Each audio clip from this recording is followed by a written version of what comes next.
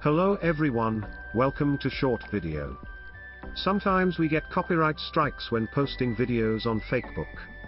This video show you how to remove copyright background music from Facebook video. After publish, we can restore or add another music. It's copyright free.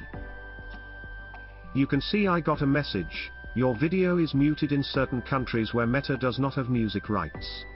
We can remove this. We can post it muted or replace the music. To continue, click the message we got error.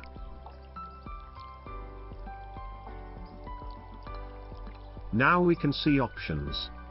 Post muted, restore audio or delete it. We choose restore audio.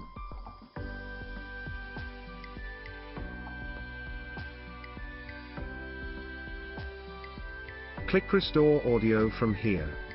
Then after few minutes your audio will be changed and remove the copyright messages from video.